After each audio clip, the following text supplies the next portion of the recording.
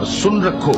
کہ اللہ کی یاد سے ہی دل آرام پاتے ہیں۔ جو لوگ ایمان لائے اور عمل نیک کیے ان کے لیے خوشحالی اور عمدہ ٹھکانہ ہے۔ اور اگر شیطان کی طرف سے تمہارے دل میں کسی طرح کا وسوسہ پیدا ہو تو اللہ سے پناہ مانگو، بے شک